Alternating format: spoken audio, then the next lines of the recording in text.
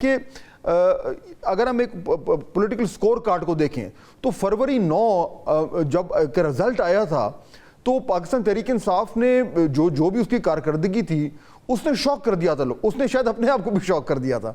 और जाहिर बात है जो कुछ हुआ उस रात में जो रिजल्ट आया वो तो बात की बात है, बट ये हमें समझ आ गई थी कि despite all the hurdles PTI ने जो है वो एक बहुत ही अनएक्सपेक्टेडली स्ट्रॉन्ग शोइंग दी।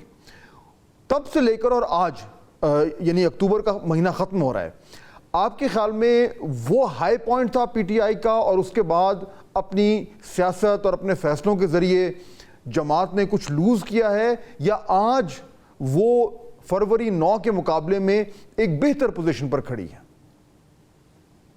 बहुत शुक्रिया फाद साहब, बिल्कुल आपने ठीक कहा। 8 फरवरी का जो इलेक्शन है वो बहुत सारे लोगों के लिए उस दिन जो नताइज आ रहे थे वो शॉकिंग इस लिहाज से थे क्योंकि पाकिस्तान में अब आपको पता है कि पोलिंग डे रिगिंग का कॉन्सेप्ट नहीं है। प्री पोल रिगिंग होती है जिसमें लोगों को एक पार्टी से निकाल के दूसरी पार्टी में डालना, पार्टीज को डिसमेंटल करना, ये सारे कार्रवाइयां जो है पहले ही हो जाती हैं। और तहरीक इंसाफ को एक बड़ा धचका पहुंचा था जब 12 जनवरी को सिंबल ले लिया गया था और सारे उनके उम्मीदवार आजाद खड़े हुए थे। उसने एक कंफ्यूजन क्रिएट की थी और जो लोगों को मुश्किलात थी अपने पेपर्स जमा करवाने में, कैंडिडेट्स खड़े करने में, उसके बावजूद जो रिजल्ट उस दिन आ रहा था वो एक बहुत बड़ा हाई उसने तहरीक इंसाफ को दिया था। और इसके बाद जो कुछ हुआ, सीटें कम करके या नून लीग की सीटें बढ़ा के जो मामला हुआ वो हमारे सामने है, लेकिन वो यकीनन हाई पॉइंट था। और उसके बाद से आज अगर आप देखें तो मुझे लगता है पॉलिटिकली जो है तहरीक इंसाफ नीचे गई है। बहुत सारे उस वक्त भी लोग कह रहे थे कि अगर हमने सड़कों पर निकलना है, अपना मैंडेट बचाना है, तो एहतजाज का टाइम वो था क्योंकि लोगों के लिए बड़ा एक फ्रेश मेमोरी था कि उन्होंने अभी वोट किया है लेकिन उनको उनके वोट का हक नहीं मिल रहा है, वो रिजल्ट नहीं मिल रहे हैं उनको। तो उस वक्त अगर कोई स्ट्रैटेजी बेहतर बनाई जाती तो उनके लिए पॉलिटिकली वो ज्यादा बेहतर साबित हो सकता था। उसके बाद जो एक कंफ्यूजन है लीडरशिप में, जाहिर सी बात है इमरान खान जेल में है तो वो कम्युनिकेशन, वो फैसला साजी उस तरह नहीं हो रही है। बहुत सारे लोग जो है वो पोजीशंस पे आए चले गए।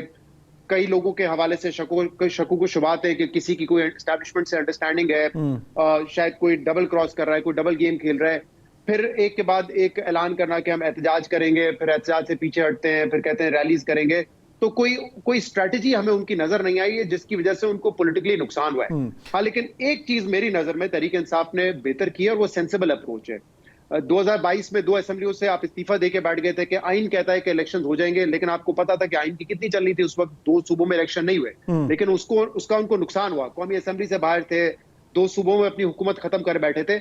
अब उन्होंने कम से कम एक ये स्ट्रैटेजी बेहतर रखी है कि पार्लियामेंट को वो इस्तेमाल करते हैं, वह अपनी बात करते हैं, कोई भी बिल हो, तरमीम हो, उसमें जाके अपना पॉइंट ऑफ व्यू देते हैं।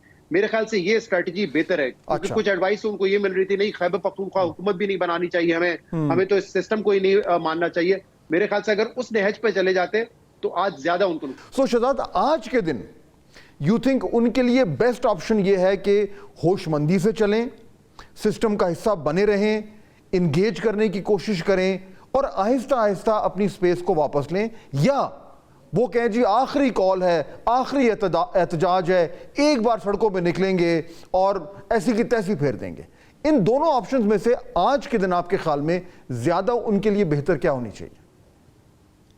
जी फाद साहब, मैं थोड़ा सा पहले अपने जवाब में कुछ ऐड भी करना चाहूंगा। जहां हम बात करते हैं कि तहरीक इंसाफ की अपनी गलतियां थी, हिकमत अमली नहीं थी, लीडरशिप नहीं थी, वहीं पे हमें ये भी देखना चाहिए कि उनको सामना किन फोर्सेस का था। रियासती जबर जो इस वक्त हम देख रहे हैं वो उससे कई गुना ज्यादा हो चुका है जो जबर हमने इमरान खान के दौर में देखा था। लोगों का बाहर निकलना मुश्किल है, जलसे करना, जुलूस करना। अगर ट्रिब्यूनल के पास जाते हैं तो कानून बदल जाता है कि नहीं, साबिक रिटायर्ड जज भी अब ट्रिब्यूनल की हियरिंग सुन सकेगा। कोई और फैसला रिजर्व सीट का होने जा रहा होता है उनके हक में तो वहां पे जो है कानून बदल दिया जाता है।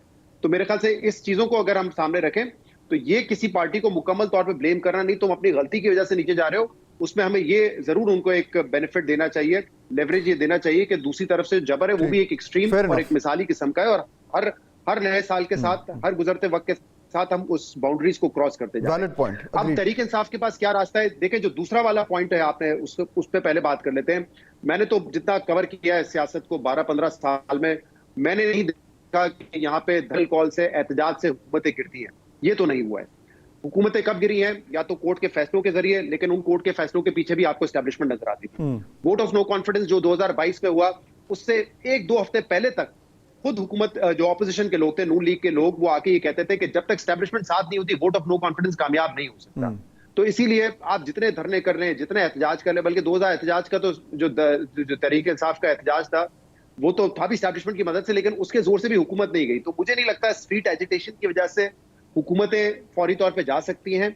आप उससे प्रेशर जरूर क्रिएट कर सकते हैं, लेकिन अगर वो ये समझते हैं कि इससे हम हुकूमत में वापस आ जाएंगे, हमारा खोया हुआ मैंडेट हमें मिल जाएगा, वो नहीं होना। तो बहरहाल जो भी अब इनके पास स्ट्रैटेजी होगी, एक तरफ से वो सड़कों पे प्रेशर बिल्ड करते रहे पार्लियामेंट से, वो उसमें वक्त तो लगेगा, बातचीत के जरिए अपने आप को एक पॉलिटिकली स्ट्रेटेजाइज करके ही वो होगा। सिर्फ सोली आखिरी कॉल देके मुझे नहीं लगता कि वो वक्त आया है, ना उसमें कोई कामयाबी।